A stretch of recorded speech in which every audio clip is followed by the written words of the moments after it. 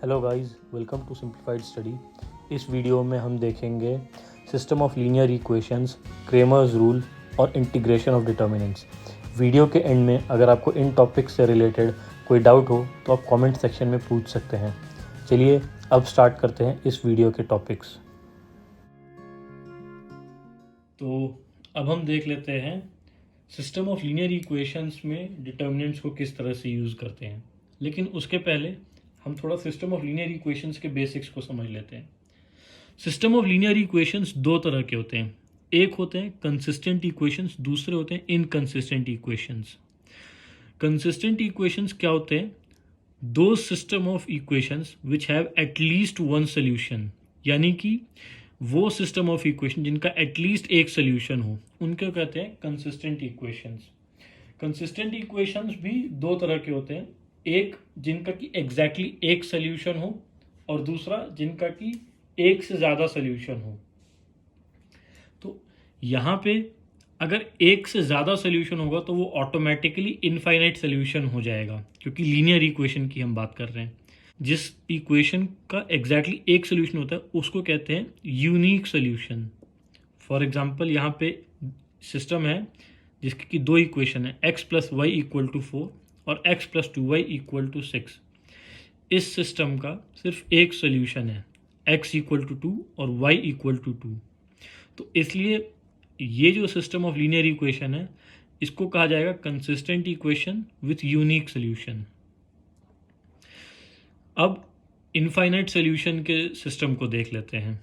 System of equation having more than one solution will have infinite number of solution. ये ऐसा क्यों होगा?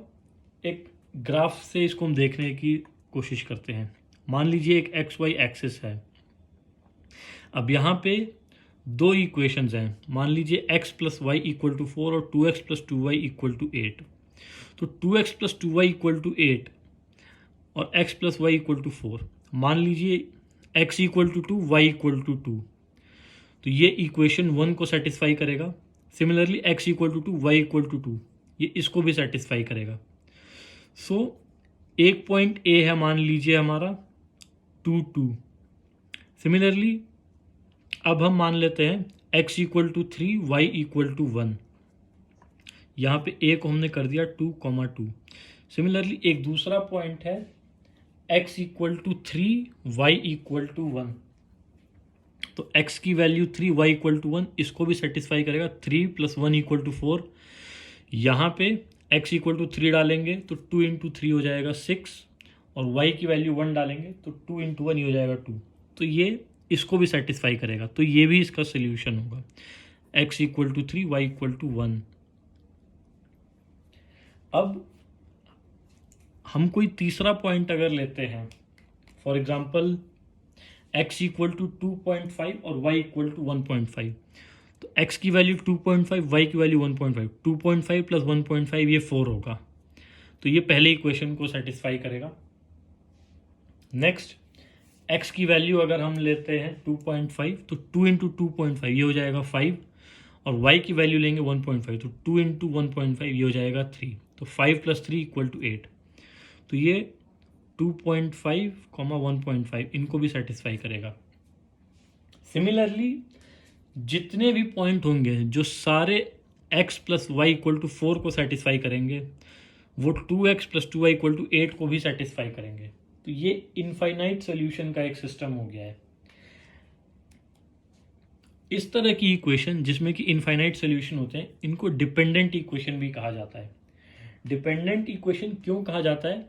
क्योंकि यहाँ पे जो दो वेरिएबल हैं x और y, इनमें से एक वेरिएबल इंडिपेंडेंट होगा। फॉर एग्जांपल x को अगर हम इंडिपेंडेंटली चूज करते हैं 2, 2.5, 3 या कुछ भी, तो दूसरा जो वैल्यू है, जो दूसरा वेरिएबल होगा y, उसकी वैल्यू इस x पे डिपेंड करेगी। तो इस वजह से हम इस तरह की इक्वेशन को जिनके कि इनफाइनाइट सोल्यूशन होते हैं इनको हम डिपेंडेंट इक्वेशन भी कहते हैं। अब देख लेते हैं इनकंसिस्टेंट इक्वेशंस क्या होते हैं। System of equations having no common solution, इस तरह की इक्वेशन को कहा जाता है inconsistent equation. Inconsistent equation 2 dimension में पैरेलल लाइंस होंगे। कोऑर्डिनेट ज्योमेट्री में हम देखेंगे कि y equal to m x plus c, y equal to m x plus c, ये होती है स्ट्रेट लाइन की इक्वेशन जिसमें कि m रिप्रेजेंट करता है उसका स्लोप और c होता है इसका इंटरसेप्ट ऑन y एक्सिस। तो उसको हम डिटेल में बाद में देखेंगे, लेकिन यहाँ पे m जो है वो स्लोप है। तो अगर दो इक्वेशन है जिनका कि स्लोप सेम है लेकिन इंटरसेप्ट अलग है, c की वैल्यू अलग अलग है, तो वो इक्वेशन पैरेलल होंगे, लेकिन वो कहीं पैरेलल होने की वजह से कहीं पे भी मीट नहीं करेंगे, तो इस वजह से उनका कोई कॉमन सोल्यूशन नहीं आएगा। फॉर एग्जाम्पल यहाँ पे x plus y equal to 4, 2x plus 2y equal to 5। जो 2x plus 2y equal to 5 है, इसको हम ऐसे भी लिख सकते हैं कि x plus y equal to 2.5। तो x plus y equal to 4 ये यहाँ पे इंटरसेक्ट करेगा y इक्वल टू 4 पे, और ये जो इक्वेशन है 2x plus 2y equal to 5 ये y एक्सिस पे इंटरसेप्ट करेगी y इक्वल टू 2.5 पे। तो inconsistent equations actually parallel line represent करते हैं 2 डायमेंशन में, और या आइदर पैरेलल और स्क्यू लाइंस। स्क्यू का मतलब होता है नाइदर पैरेलल नॉर इंटरसेक्टिंग। तो या तो ये पैरेलल होंगे या फिर स्क्यू लाइंस होंगे 3 डायमेंशन में। अब देख लेते हैं क्रेमर्स रूल। कंसिडर कीजिए कि हमारे पास सिस्टम ऑफ लीनियर इक्वेशन है a1x plus b1y equal to c1, ये पहली इक्वेशन है। a2x plus b2y equal to c2। अब यहाँ पे हम इसको डिटर्मिनेंट्स का यूज करके किस तरह से सॉल्व करेंगे। मान लीजिए कि हमारे पास एक डिटर्मिनेंट है डेल्टा, जिसके कि एलिमेंट्स हैं a1 b1 a2 b2। जो कोएफिशिएंट हैं x और y के वो हो जाएंगे a1 b1 a2 b2। ये हमारा डेल्टा होगा। दूसरा हमारे पास एक डिटर्मिनेंट है डेल्टा 1, जिसके कि कोएफिशिएंट में ये b1 और b2 तो सेम है, जो y के कोएफिशिएंट है वो तो सेम है, लेकिन x के कोएफिशिएंट a1 a2 नहीं है, उसकी जगह पे c1 c2 है। तो डेल्टा 1 हो जाएगा हमारा c1 b1 c2 b2, ये हमारा डेल्टा 1 है। और डेल्टा 2 यहाँ पे हमारा डेल्टा में a1 a2 सेम रहेगा, लेकिन b1 b2 की जगह c1 c2 डाल देंगे, तो ये डेल्टा 2 हो जाएगा। एक बार फिर से देख लेते हैं। डेल्टा है हमारा कोएफिशिएंट्स का determinant a1 b1 a2 b2, जो कोएफिशिएंट है x और y के। डेल्टा 1 में x के कोएफिशिएंट की जगह पे कांस्टेंट टर्म्स को डाल दिया गया है, c1 c2 को, a1 a2 की जगह पे c1 c2 को। डेल्टा 2 में y के कोएफिशिएंट की जगह पे डाल दिया गया है कांस्टेंट टर्म्स को डेल्टा में। तो इस तरह से हमारे पास 3 डिटर्मिनेंट है, डेल्टा, डेल्टा 1 और डेल्टा 2। अब डेल्टा 1 में यहाँ हम c1 की वैल्यू a1x प्लस b1y, जो पहली इक्वेशंस है वो हम डाल देंगे c1 की वैल्यू a1x प्लस b1y, और c2 की वैल्यू भी डाल देंगे इक्वेशन 2 से a2x प्लस b2y। इसके बाद फर्स्ट कॉलम जो है उस पर हम ऑपरेट करेंगे c1 माइनस वाई c2, यानी कि यहाँ पे जो एलिमेंट है इसमें से y times of element of column 2 ये हम सब्ट्रैक्ट करेंगे। तो ये हो जाएगा a1x प्लस b1y, ये तो सेम रहेगा, minus y times of b1, तो b1y इसमें से माइनस हो जाएगा। सिमिलरली जो फर्स्ट कॉलम का सेकेंड रो का एलिमेंट है a2x plus b2y minus b2 into y, a2x plus b2y minus b2y, और सेकेंड कॉलम सेम रहेगा b1 b2। तो इस तरह से डेल्टा 1 जो है वो हो जाएगा हमारा a1x, क्योंकि b1y माइनस b1y कैंसिल हो गए, b2y माइनस b2y कैंसिल हो गए, तो डेल्टा 1 में बचा a1x और a2x। तो a1x a2x b1 b2, यहाँ पे पहले कॉलम से हम x कॉमन ले लेंगे, तो डेल्टा 1 हो जाएगा x times a1 a2 b1 b2, a1 a2 b1 b2, x common लेके हम बाहर निकाल लिया हमने। और ये हमने देखा था ऊपर a1 b1 a2 b2, ये हमने डिफाइन किया था इक्वल टू डेल्टा, तो डेल्टा 1 हो जाएगा x टाइम्स डेल्टा, तो इस वजह से x हो जाएगा delta 1 by delta. Similarly delta 2 में a1 a2 c1 c2, यहाँ पे भी हम C1 C2 की वैल्यू डाल देंगे a1x plus b1y a2x plus b2y, और उसके बाद C2 पे हम ऑपरेट करेंगे C2 minus x times C1। तो डेल्टा 2 की वैल्यू क्या हो जाएगी, फर्स्ट कॉलम सेम रहेगा क्योंकि फर्स्ट कॉलम पे हमने कोई ऑपरेशन नहीं किया है, तो a1 a2 सेम रहेंगे। यहाँ पे a1x plus b1y minus a1x हो जाएगा, a1 टाइम्स ऑफ x ये माइनस हो जाएगा। सिमिलरली यहाँ पे a2x plus b2y minus a2x हो जाएगा, तो ये a1x और माइनस a1x कैंसिल हो जाएंगे, यहाँ पे भी a2x और माइनस a2x कैंसिल हो जाएंगे, b1y b2y बचेंगे केवल सेकेंड कॉलम में। तो डेल्टा 2 की वैल्यू हो जाएगी a1 a2 b1y b2y। Again second column से हम y कॉमन ले लेंगे तो ये हो जाएगा y times a1 b1 a2 b2, a1 b1 a2 b2 ये हमारा डेल्टा है जो हमने डिफाइन किया था। तो डेल्टा 2 हो जाएगा हमारा y टाइम्स डेल्टा, डेल्टा 2 हो जाएगा y टाइम्स डेल्टा। तो इस वजह से y हो जाएगा डेल्टा 2 बाई डेल्टा। यहाँ पे जो x और y की वैल्यू आती है डेल्टा 1 बाई डेल्टा और डेल्टा 2 बाई डेल्टा, इसी को हम कहते हैं क्रेमर्स रूल। तो यहाँ पे हमने डिफाइन किया था a1 b1 a2 b2 delta, delta 1 define किया था c1 b1 c2 b2 और डेल्टा 2 डिफाइन किया था a1 c1 a2 c2। तो x और y की वैल्यू यहाँ पे हमारी डेल्टा 1 और डेल्टा 2 के टर्म्स में आ गई। अब जैसे यहाँ पे दो वेरिएबल का सिस्टम ऑफ लीनियर इक्वेशन था, दो वेरिएबल थे क्योंकि x और y, वैसे ही अगर तीन वेरिएबल का होगा a1x plus b1y plus c1z equal to d1, a2x plus b2y plus c2z equal to d2, a3x plus b3y plus c3z equal to d3। तो यहाँ पे हम डेल्टा डिफाइन करेंगे, अगेन सारे जैसे यहाँ पे कोएफिशिएंट लिए थे वैसे यहाँ पे भी कोएफिशिएंट्स लेंगे a1 b1 c1 a2 b2 c2 a3 b3 c3। Delta 1 हम डिफाइन करेंगे जिसमें कि जो कांस्टेंट टर्म्स हैं x के कोएफिशिएंट्स की जगह पे कांस्टेंट टर्म आ जाएंगे, तो a1 a2 a3 की जगह आ जाएंगे d1 d2 d3। बाकी एलिमेंट्स सेम रहेंगे, b1 b2 b3 c1 c2 c3 ये सेम रहेंगे। इस तरह से हो जाएगा हमारा डेल्टा 1। सिमिलरली डेल्टा 2 हो जाएगा हमारा डेल्टा में b1 b2 b3 जो y के कोएफिशिएंट है उनकी जगह पे हम डाल देंगे कांस्टेंट टर्म्स, तो d1 d2 d3। और डेल्टा 3 को हम डिफाइन कर देंगे सिमिलरली z के कोएफिशिएंट की जगह पे कांस्टेंट टर्म्स को डाल के। तो जिस तरह से यहाँ पे हमने c1 और c2 की वैल्यू डाली थी इक्वेशन 1 और 2 से, वैसे ही जब हम d1 d2 d3 इनकी वैल्यू डालेंगे और हम इस तरह से कॉलम ऑपरेशंस करेंगे जो हमने यहाँ पे किया था, तो x की वैल्यू आ जाएगी delta 1 by delta, delta 1 by delta ये हो जाएगा x, y हो जाएगा डेल्टा 2 बाई डेल्टा, z हो जाएगा डेल्टा 3 बाई डेल्टा। ये हो जाएगा Cramer's rule for system of linear equation in 3 variable. 3 variable होंगे तो क्रेमर्स रूल ये हो जाएगा हमारा। अब क्रेमर्स रूल से कुछ इंपॉर्टेंट ऑब्जर्वेशन सामने आती है, उनको देख लेते हैं। सबसे पहली चीज़ जो सामने आती है वो ये है कि जैसा हमने देखा था, फॉर एग्जांपल हम 2 डायमेंशन या 3 डायमेंशन किसी को भी कंसिडर कर सकते हैं। मान लीजिए 3 डायमेंशन था तो x equal to delta 1 by delta था, y equal to delta 2 by delta था, z equal to delta 3 by delta था।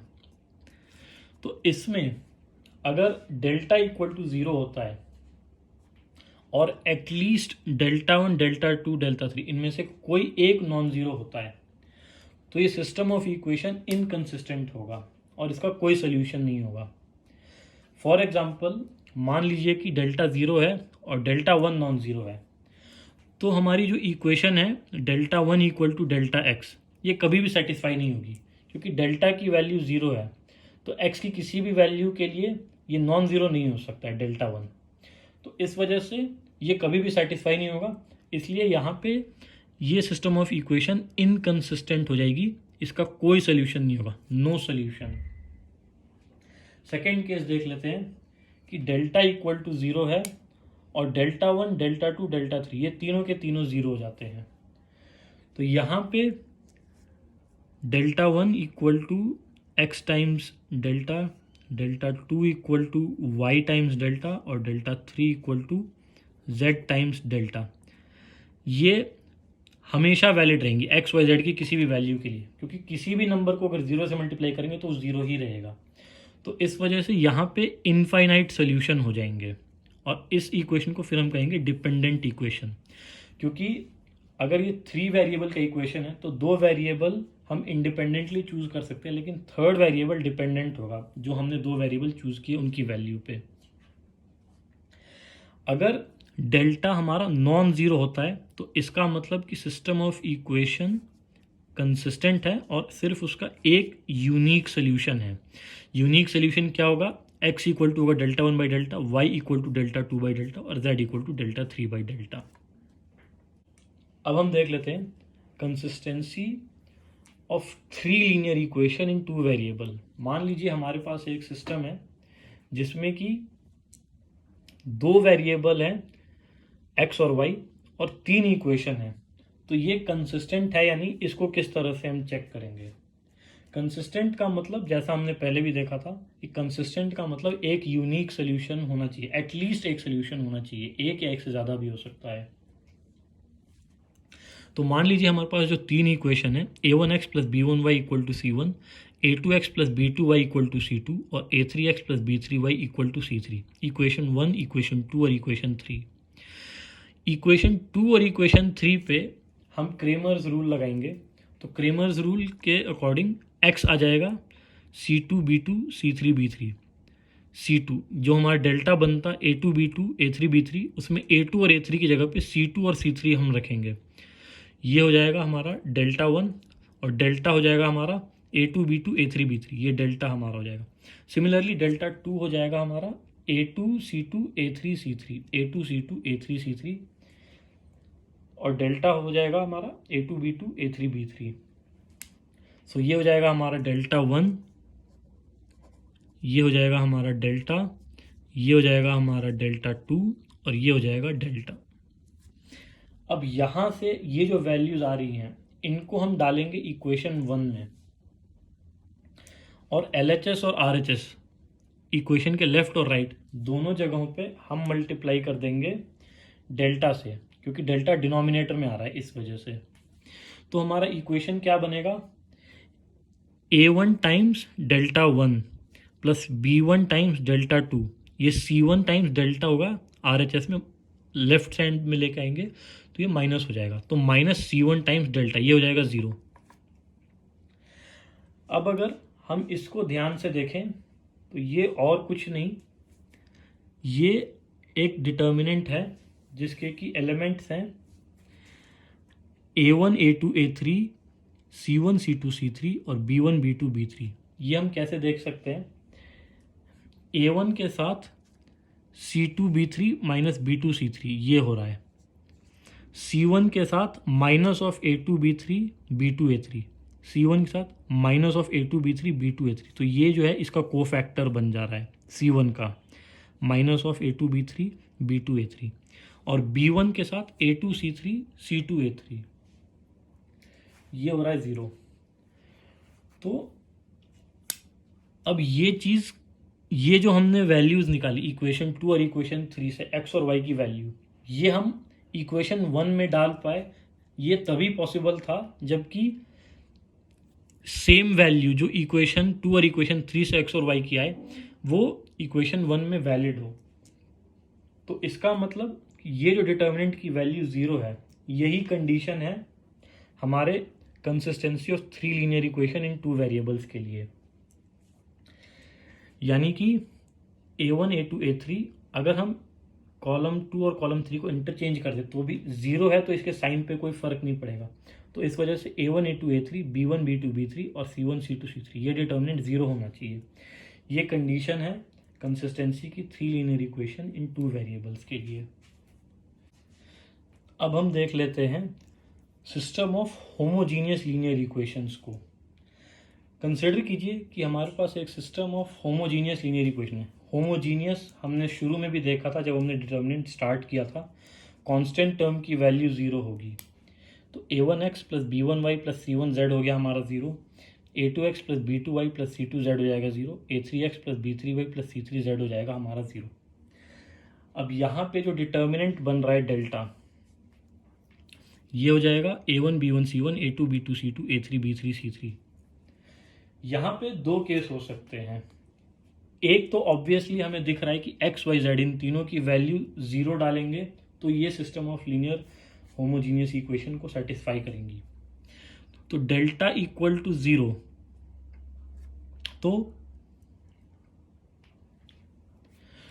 तो x equal to 0, y equal to 0, z equal to 0, ये तो हमारा सोल्यूशन हमेशा ही रहेगा। अब हमको ये देखना है कि इनके अलावा कोई और सोल्यूशन पॉसिबल है या पॉसिबल नहीं है। देखिए, अब यहाँ पे हमारा जो डिटर्मिनेंट है, हम अगर जैसे यहाँ पे हमने डेल्टा डिफाइन किया है, अगर हम system of linear equation in 3 variable, वहाँ पे हमने डिफाइन किया था डेल्टा 1, डेल्टा 2 और डेल्टा 3, जिसमें बारी बारी से ये जो कांस्टेंट टर्म है उनकी वैल्यू हम डाल रहे थे, पहले A1 A2 A3 की जगह पे, फिर B1 B2 B3, फिर C1 C2 C3 की जगह पे। तो यहाँ पे हमारे डेल्टा 1, डेल्टा 2 और डेल्टा 3 ये तीनों 0 हैं। Delta 1 equal to delta into x, delta 2 equal to delta into y और delta 3 equal to delta into z. तो ये तो हमारे हमेशा 0 हैं। अब अगर हमारा डेल्टा 0 हो जाता है तो इसका मतलब एक्स वाई जेड इसकी नॉन ज़ीरो वैल्यू भी पॉसिबल है, और अगर नॉन ज़ीरो वैल्यू पॉसिबल है तो इसको हम कहते हैं नॉन ट्रिवियल सोल्यूशन। अगर हमारा डेल्टा ये नॉन ज़ीरो होता है, यानी कि डेल्टा नॉट इक्वल टू 0 है, इसका मतलब x equal to 0, y equal to 0, z equal to 0, यही इकलौता सोल्यूशन पॉसिबल है, इसके अलावा कोई दूसरा सोल्यूशन पॉसिबल नहीं है। तो उसको हम कहते हैं ट्रिवियल सोल्यूशन। तो system of homogeneous linear equation trivial होगा अगर डेल्टा की वैल्यू नॉन ज़ीरो है, और नॉन ट्रिवियल होगा अगर डेल्टा की वैल्यू 0 है। नेक्स्ट अब हम देख लेते हैं इंटीग्रेशन ऑफ डिटर्मिनेंट। कंसिडर कीजिए कि हमारा एक डिटर्मिनेंट है जो कांस्टेंट टर्म्स से नहीं बल्कि फंक्शंस ऑफ एक्स से बना है, f x g x h x.